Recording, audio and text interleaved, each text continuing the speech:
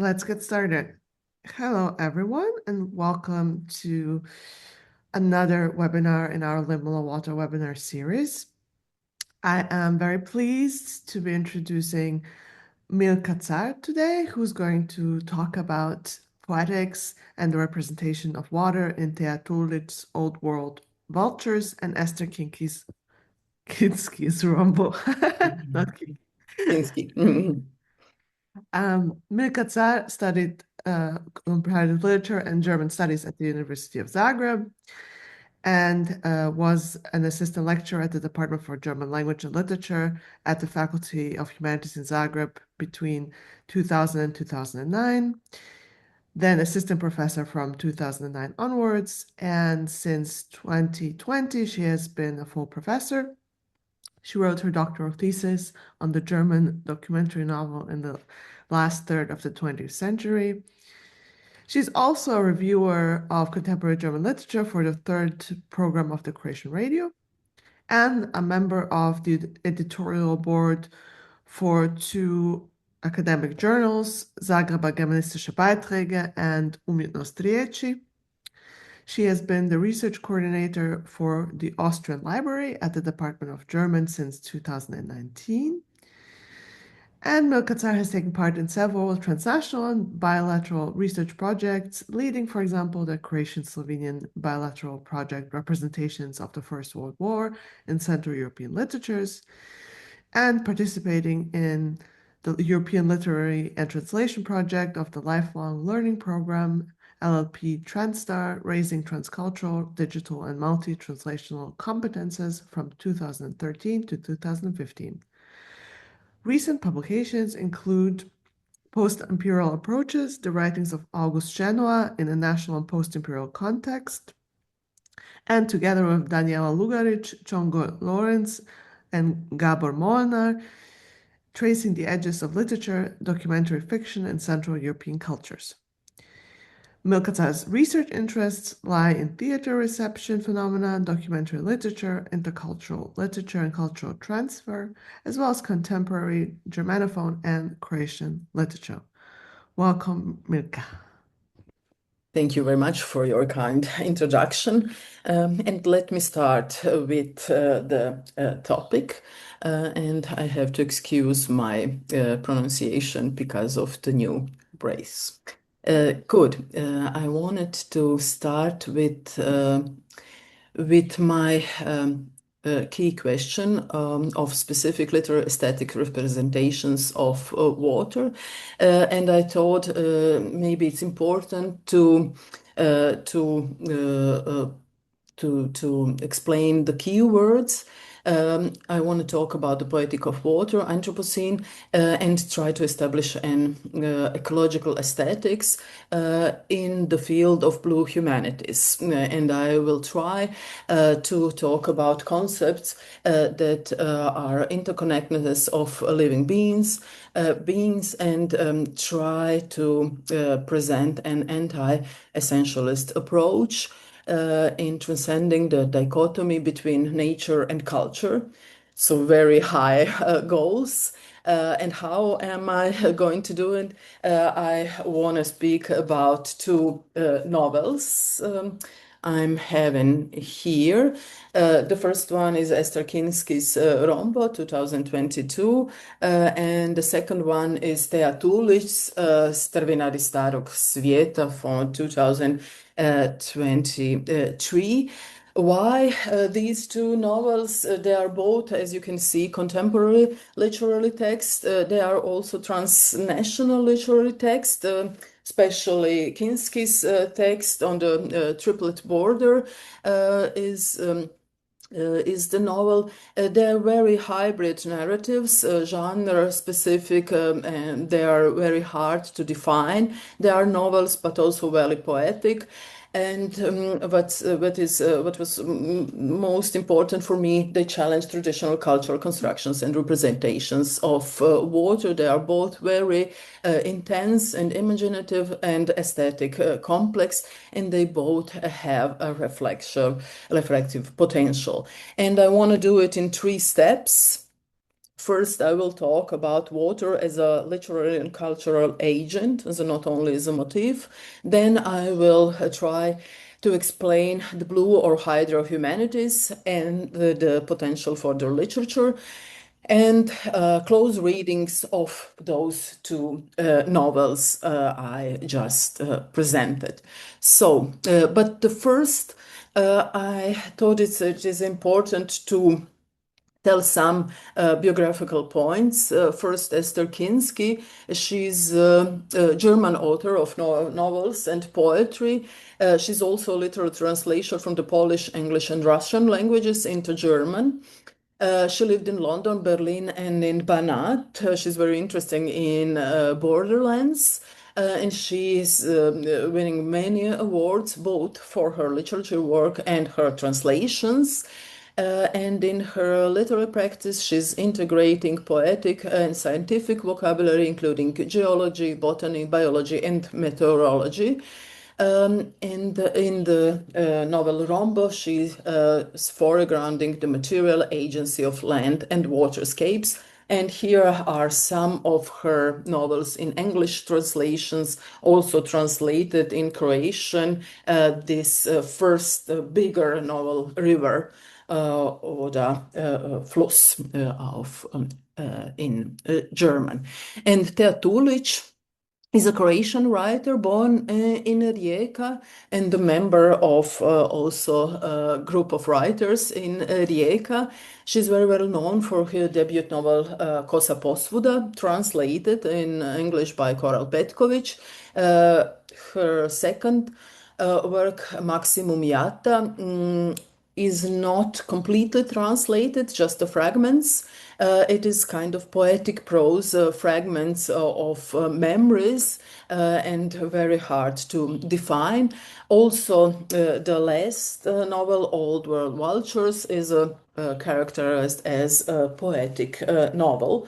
And her writings emerges from an embodiment and effective engagement with a lived watery environment. And she's always showing this relation on dimensions of human and water entanglements.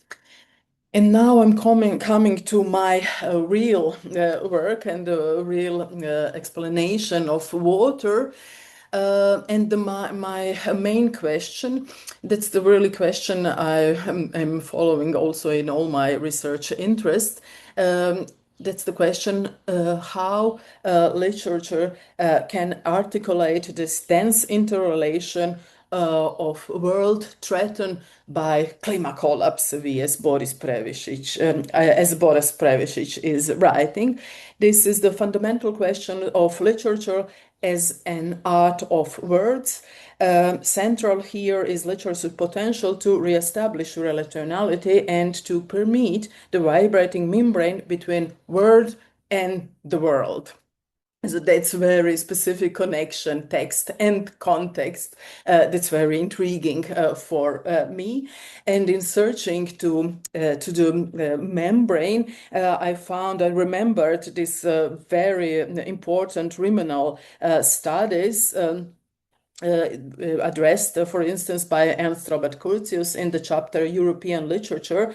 In his seminal study, European Literature and the Latin Middle Ages, he's drawing on Henry Bergson's concepts of the function fabulatrice, and he describes the fiction-making function as necessary for life, and he underscores the convergence of natural and humanistic knowledge, emphasizing the productive entanglement of intellect and imagination as conditions for the I quote, advance of natural and historical knowledge.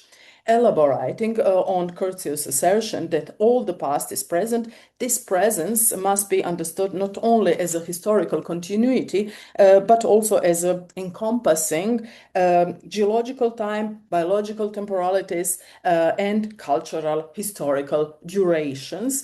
Beyond his conception of literary imagination as a higher mode of freedom in relation to history, literature in the Anthropocene can be understood as a medium that renders the entanglement of human and nature. And literature becomes a site where vastly different temporal scales converge from the immensity of Earth history to the ephemerality of a single water drop. Such temporal and ontological interferences challenge modern dichotomies as nature, culture, subject, object, animate, inanimate, natural history, cultural history, and call for rethinking of contemporary literary aesthetics from an eco-critical standpoint in favor of relational perspectives or entangled perception of humans and nature. And I will try to show this entanglement in both texts. Such entanglement can further be understood as a process of mutual becoming, the capacity for entities to affect and transform one another within shared ecological systems. And this raises the question of how the literature can activate such processes through different forms, metaphor, figuration, narrative, or imaginative world making, and contribute to the recognition that human existence is always embedded within larger material assemblages. Very hard word. Such narratives resonate with insights of environmental thought as articulated by Rachel Carson, always, who reminds us that in nature nothing exists alone, but at the same time it's always mediated through cultural representation, which inevitably carries social, political, and ideological implications. The challenge for eco-critical literary analysis, therefore, lies in identifying narrative strategies capable of representing intertwined relations beyond linear models of time and space. And there is this theoretical frame from Jonathan Pugh and David Chandler. They conceptualize this shift as a resistance ontology, referring to, I quote, modes of registration and relation that disrupt linear understandings of time and space. If we begin from the assumption that ecological aesthetics is centrally concerned with such questions, it draws attention to the persistent dualism that structures modern modes of perceptions, and this is this membrane that separates humans from the more than human world and the condition of alienation from nature, or through practices of domination that legitimize the destruction of other beings. Contemporary literary texts increasingly challenge inherited cultural constructions of water by developing fluid, processual, and anti-essentialist modes of narration. In doing so, they move beyond the mimetic representation. So I will try to identify examples of such narrative strategies in both deeply poetic novels. Following the typology of poetry proposed by Suzanne Lindstrom and Greg Gerard, both texts can be classified as environmental literature. Unlike eco-phenomenological poetry, environmental literature incorporates elements of the human world, such as history, politics, culture, and forms of collective and individual memory, into its reflection on human-nature relations. In this way, both follow an aesthetic that situates water not as a passive background, but as an active participant. By exploring these writings, I will try to develop a poetics of water, addressing how natural, social, and cultural contexts are and interactions are imaginatively shaped. Water, with its semantic openness, serves both a vital source of life and a potent metaphor in a human culture. The first stage of the analysis outlines the key premises of the blue humanities or hydro humanities, which are applied to an analysis of both texts.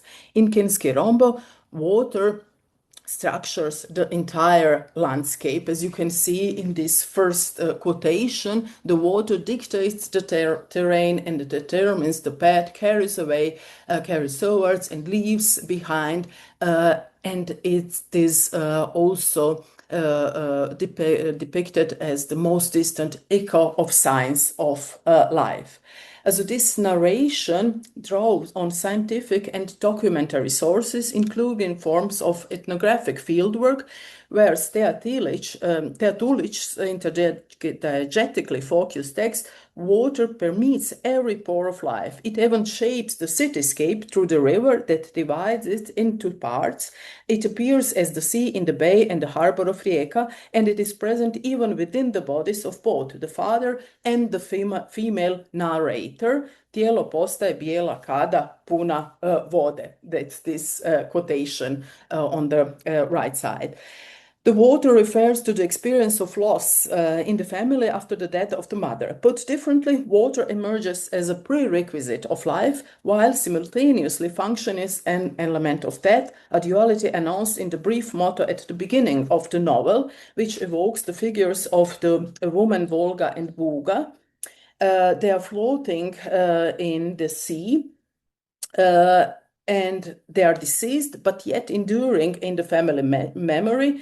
And she writes, Mrtvi nas navigaju. The question is therefore how perception of water shape the world in these two texts. So my focus therefore lies within the field of blue humanities, which brings together the perspectives from literary studies, cultural studies, and environmental science, and investigates the relations between humans and water, from oceans and rivers to imagined and symbolic bodies of water in literature and other arts. The aim of blue humanities is to develop a reoriented understanding of the earth. This epistemic shift from terrestrial to aquatic modes of thinking opens profound theoretical questions, particularly concerning the interrelation of perception, imagination, as well as the transformation of culturally embodied modes of seeing. The blue humanities analyze waterways as cultural and discursive constructs that shape imaginaries, thereby making significant contribution to the debates and the challenges of the Anthropocene.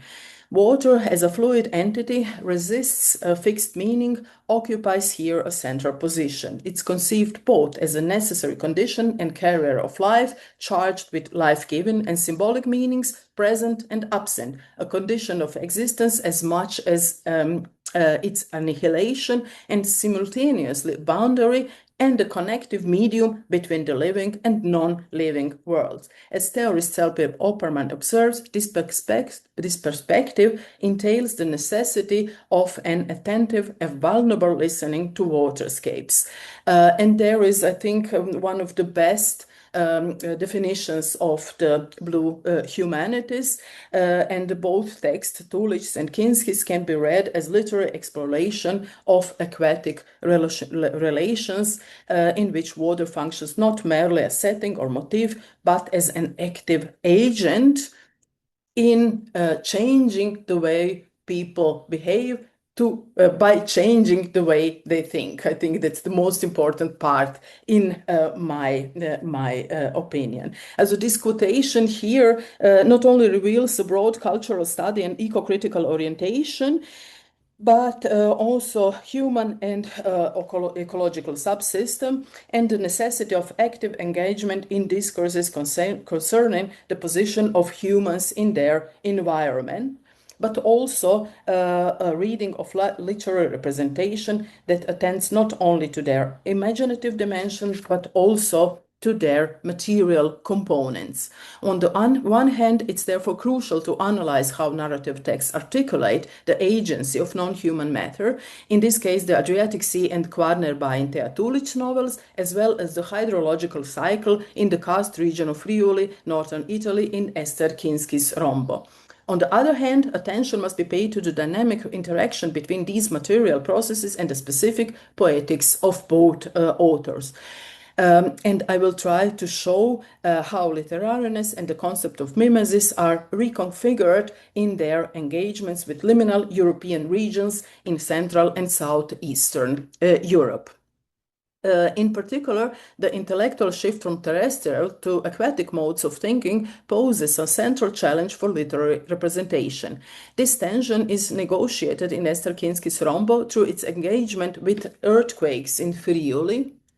Yes, that's here. And in the border 3-point between Italy, Austria, and Slovenia. The Tulić text, by contrast, explores the coexistence of narrators, that is dysfunctional family, with the sea in a nameless Mediterranean city in the northern Adriatic, but clearly recognizable as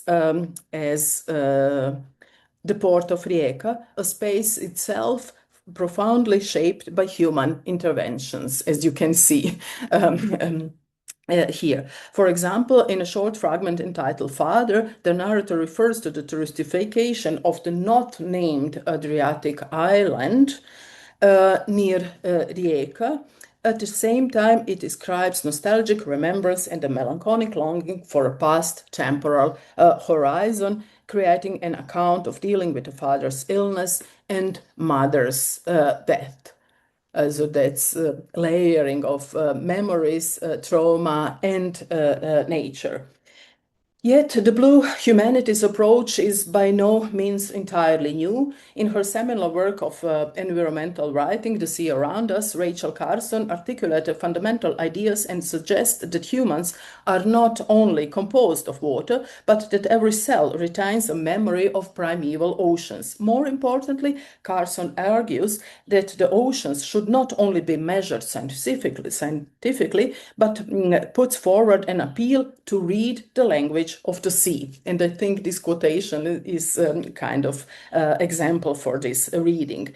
By foregrounding the metaphor of reading nature, the question invites a Blue Humanities perspective in which the discourse is no longer perceived as terrestrial or stable, but fluid, stratified, and always in motion. From this perspective, literary representation of water landscapes are not only connected to the eco-critical insights, but also create a space in which specific literary aesthetics intersect with social and ethical questions. Here, the narrator and father are fishing to have anything to eat because they are hungry and not having money. Rachel Carson's approach already indicates that Blue Humanities are strongly rooted in the Anglophone intellectual tradition. It was Steve Menz, I showed it before, who in his programmatic essay toward Blue Cultural Studies laid key theoretical foundations for the field and seeks to articulate a poetic planetary water. Also, eco-critical Mediterraneanism emerged. For example, from the Italian cultural theorist Serenella Iovino, she describes the Mediterranean history as a repository of agencies and narratives of elements and people, of natural materialities and political forces, co-involving into an open aggregate of landscape and imagination, and opens up a heuristic framework for examining every natural cultural interformation. To reflect on both the global and regional perspectives on the interplay between the general and the specific, my analysis focuses on the representation of the Karst landscape, and you can see here, which function as a connective element between these two texts.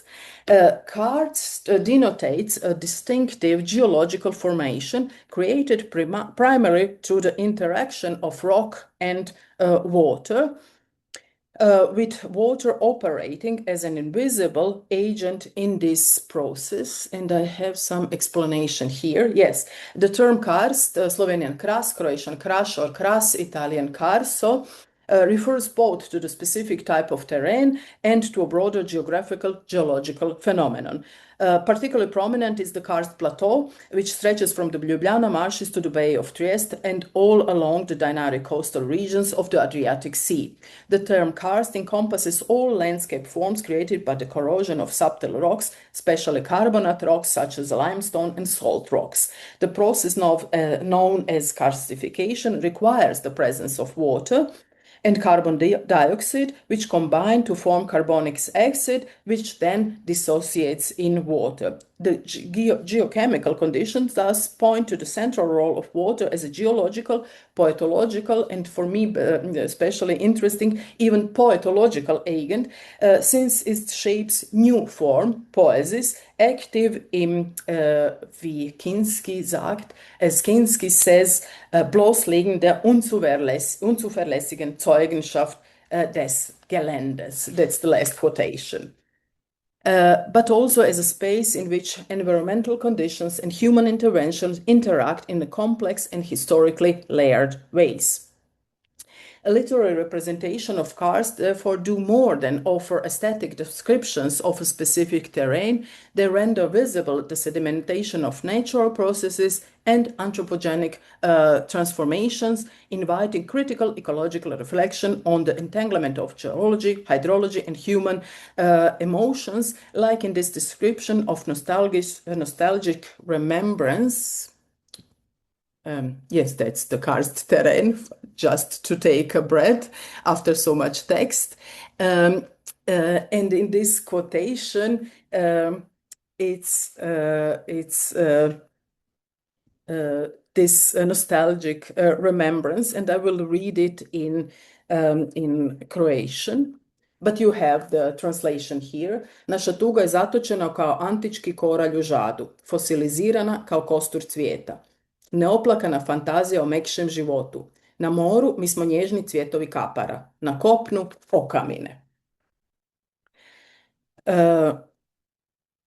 The following close readings examine how Kinsky's Rombo and Tulić's novel mobilize karst landscape and hydrological processes to articulate layered experiments of time, memory, and water.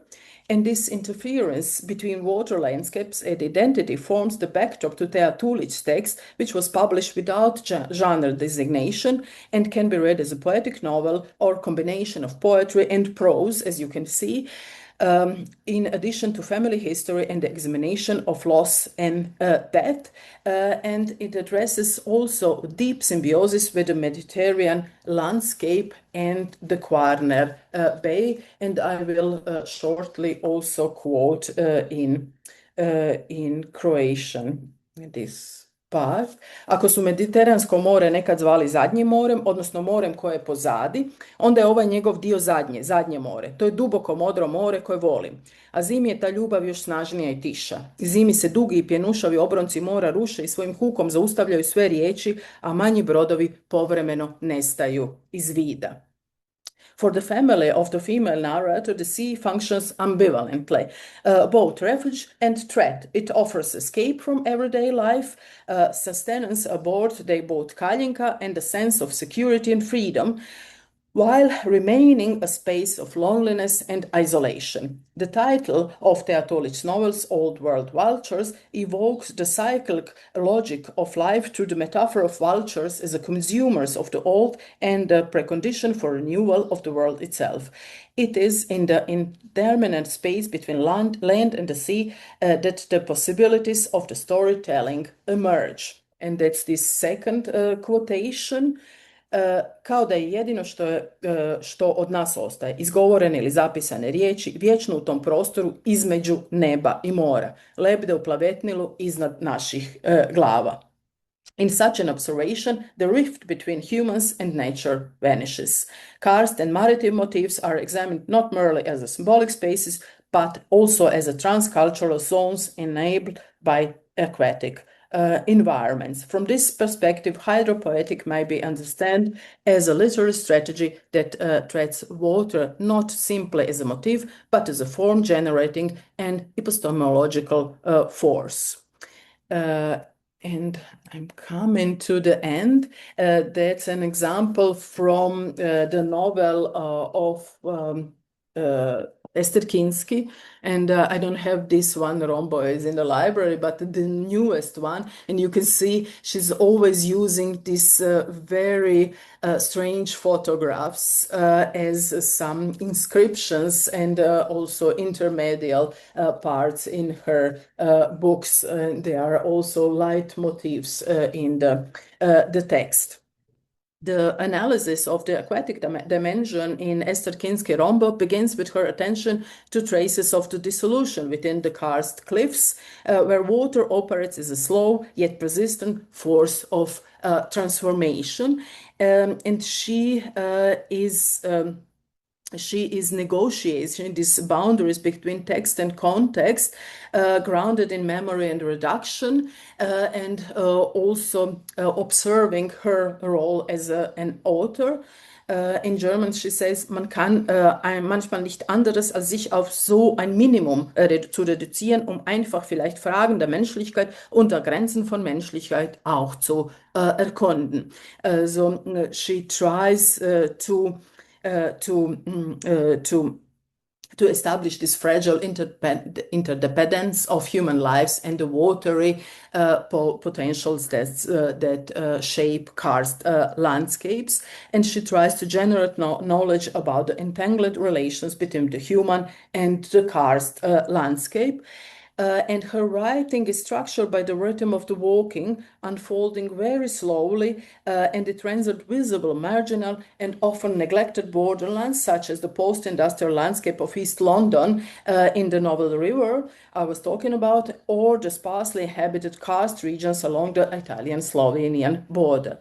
Rombo follows the Julian Alps in Friuli, engaging with the seismic events of the 1976 earthquakes. These natural disruptions expose the instability of both geological formations and human settlement, drawing together multiple temporal layers: personal experience, regional history, and geological time.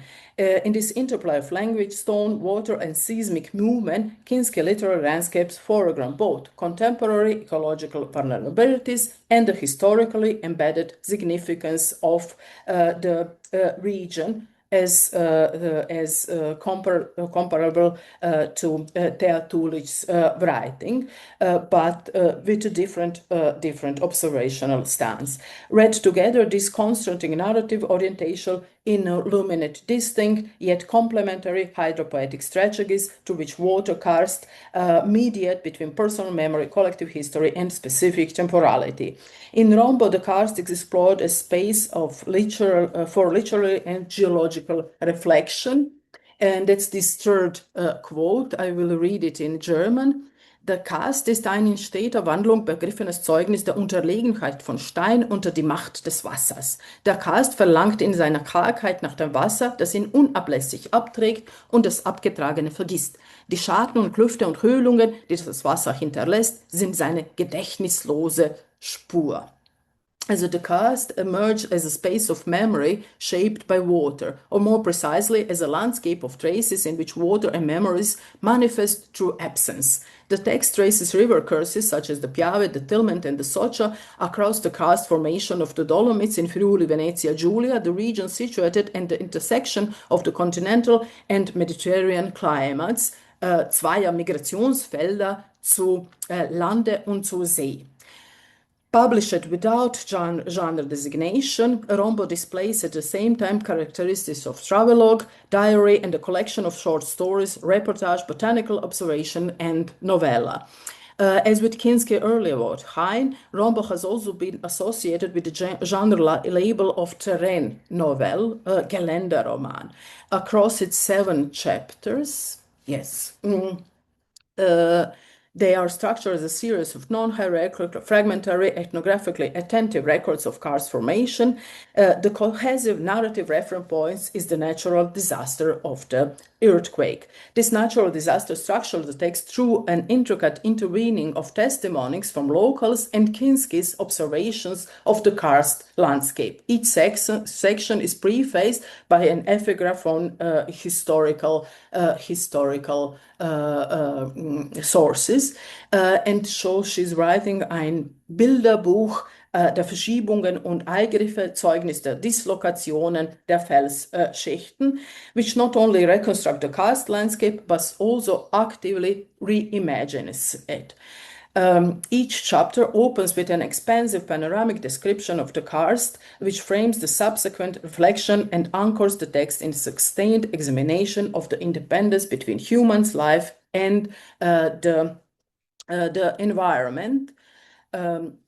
These are two quotations here, the last quotations in German. Eine sich mit dem Steigen und Fallen und Fließen und Sickern des Wassers veränderte Landschaft aus Steinen, ein Grenzland, das seine Inseln aufwirft und abträgt. Das Bett verdaut seine eigene Geschichte der Kriege und tönenden Namen mit allen ertrunkenen, gefallenen, gestürzten Pferden und zerbrochenen Wagen und verlorenen Schätzen. This rhythm of her observation reveals how cultural spaces are shaped by natural conditions. They have their own history of the wars and the ringing names with all those round kills in action. She's referring to the World War I. Esther Kinsky's novel function as an archive of search for human traces within the broader ecological system. As Stacey Alamo points out, is precisely such natural phenomena that indicate a double reckoning with the local and the global, the immediate and the highly mediated. The nexus between seismic activity and human response facilitates an anthropomorphization of disaster in the figure of mythological monster known as Orkolat. This anthropomorphization erases the boundaries between the human and the natural. The Karst is viewed to the shift lens of the villager, the tourist, and the mythical siren Riba Faronica, who slept off the bottom of the sea and was awakened by grain of sand from God. By referring to these cosmogonical myths like Orkolat and Riba Faronica, the text situates the inhabitants of the transnational borderlands within a landscape of primordial forces, underscored by the titular Rombo. In Kinsky's work, the Karst emerged not only as a geological phenomenon, but as a complex region where language, ethnicity, and historical experiments are sedimented. Waterways and karstic formations function as liminal spaces saturated with cultural, political, and social historical significance. By integrating the materiality of space into text, Kinsky presents an environment that is not a static background, but a dynamic force that shapes perception and situates the human subject within the world. The author describes her project as reading the world visible, especially focusing on what she terms disturbed lands, gestörtes Gelände. Similarly, Thea Tulić is writing about damaged people in an post-industrial landscape. Kinsky's prose not only exposes the creation of landscape, but also depicts loss, collective trauma, primarily the earthquake, but also natural changes in general, and sets out to explore the fragile poetics of the karst terrain. In both Kinsky's and Tulić's works, collective and individual trauma manifest indirectly through the portrayal of damaged people in a disturbed lens, suggesting that the connection between collective or familiar trauma and the social economic reality of the region is vital for further inquiry. However, the central common denominator between these two texts may be found in the genre of the waterborne novel. Water transcends its role as a passive background, becoming a medium, and it's an outcome, this quotation here at the bottom, of interaction between ecological knowledge and nature and its cultural inflection. As Serpil Opperman notes, these are fluid store habitats that require a constant rethinking of their meanings and implicate human communities in various ways. The prose of both Kinsky and Tulić acquires an intensity and linguistic presence that renders the materiality of natural phenomena vividly, not only the fluidity of water, but also the porosity of karst, and both texts are situated within a specific karst habitat, foregrounding practices of resilience and modes of coexistence with karst, and their water poetics demonstrate how waterscapes shape life, asserting the mutual dependence of the human and the natural world. And I hope I did show that it is possible to think about these two novels in this way. Thank you for your attention.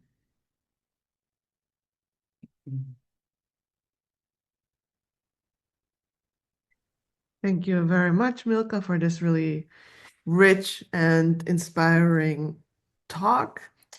Are there any questions from the audience to start us off into the discussion? Yes, Jelena. Hi, everyone. Milka, thank you for this wonderful presentation on so many levels. I just have comment, more of a comment than a question, but I would also like to hear your thoughts on my take. When you spoke about Curtius and his seminal work, European Literature and Latin Middle Ages, the major idea behind it is that this topology, the usage of topoi in medieval literature actually articulated a universal language for cultured Europe at the time. And while you spoke about these novels and hydropoetics, I got the impression that actually this maritime, both maritime and more broadly hydrosymbolism, have recently developed into a new universal language that could be understood as a framework within the methodology of comparative literature. Because I mean, it turns out that actually this hydrosymbolism and water figure as an archive of both personal and collective experiences in contemporary literature. So, what are your thoughts on that? Thank you. That's a really nice question. And I was talking also to my colleagues from comparative literature about blue humanities, and they also shared your thought that it's a very intriguing approach with this combination, nature, culture, and opposing the dichotomies. And then I thought those dichotomies are present, but not always. Curtius, for example, he is not starting with these dichotomies, although he's situated in the culture, but he's starting with this productive entanglement of intellectual imagination and also natural knowledge, or physical, geological, hydrological knowledge to understand literature, literary text. And yes, maybe in the description of Karst terrain, I am just a beginner, and I'm just not knowing it all this the terminology. But I think it's also important to have this processing in mind. Yes, definitely. Thank you very much. I actually have a question if no one else wants to ask a question right now. So I really enjoyed your talk and your contextualization on the blue humanities, and especially the way that basically literature and arts are presented as another conduit to affect a cultural approach to nature that is not alienating, that is not modifying, but that is mediating in this way.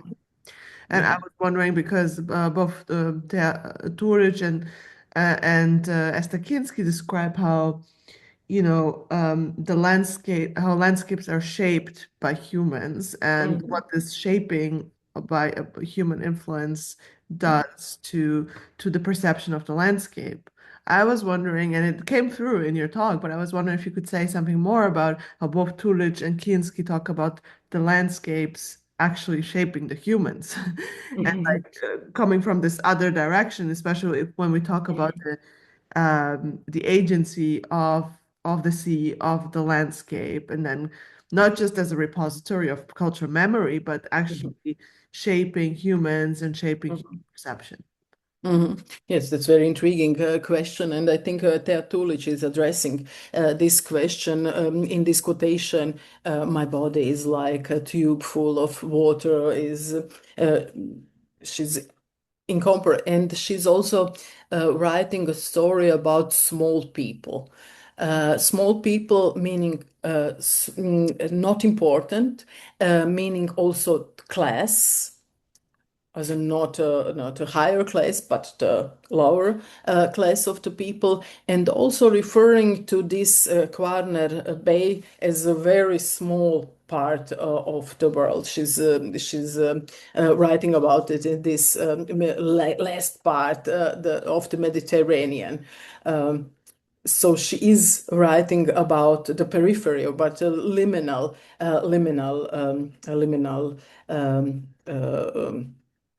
feelings, memories, and also Erfahrungen. Experiences, yes. Experiences of the people. And Esther Kinsky, she's really doing a field work. And this novel Rombo is structured as a series of interviews with people living there and remembering the trauma of this natural disaster and living with the trauma. She's always trying to establish this connection between present and the past, in time and in memory, as in trauma that you can live with.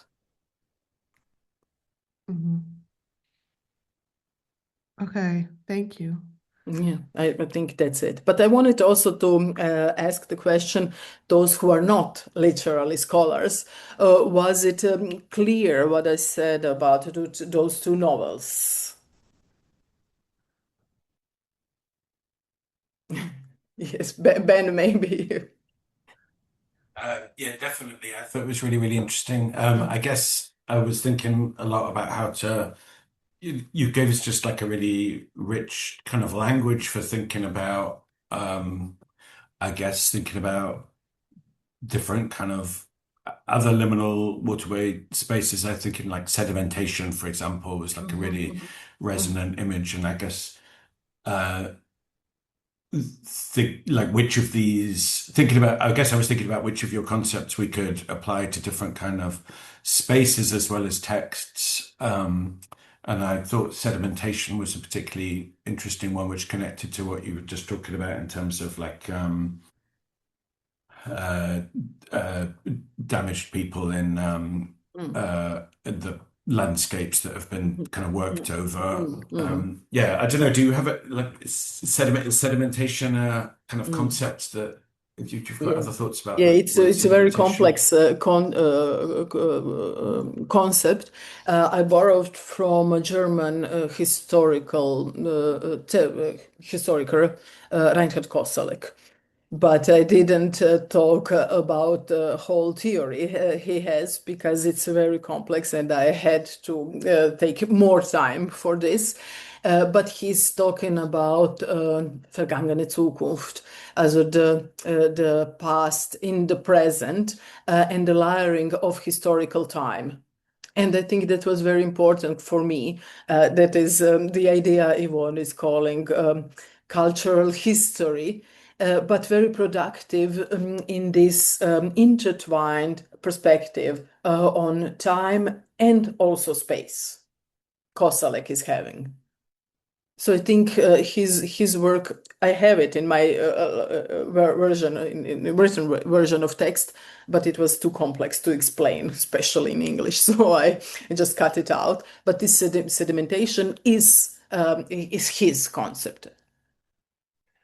And do you think that liminal spaces are particularly characterized by a kind of density of sedimentation? I suppose that are they by definition particularly sort of full of time and full of different temporalities, because particularly border spaces, but maybe not just border spaces. Yeah, both of novels are dealing with border spaces, and both are liminal in this way. And when you come to Rijeka, you will maybe really see in the city those layers of time of specific political formation, historical formations, and I think also the Karst region, the First World War is very present in this Socha region, and in this part there are monuments, but also the big battles. And the remembrance there is layered, but not only the First World War, also the Second World War.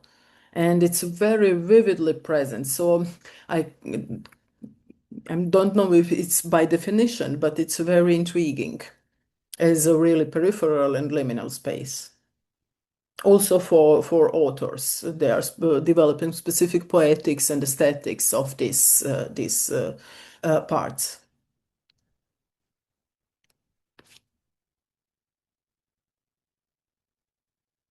Yeah, maybe, and at the end I can tell you that I'm traveling tomorrow, I think, to this Karst region that you can see now.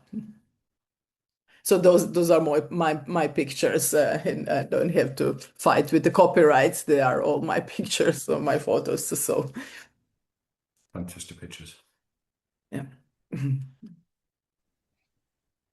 Excellent. Are there any other questions?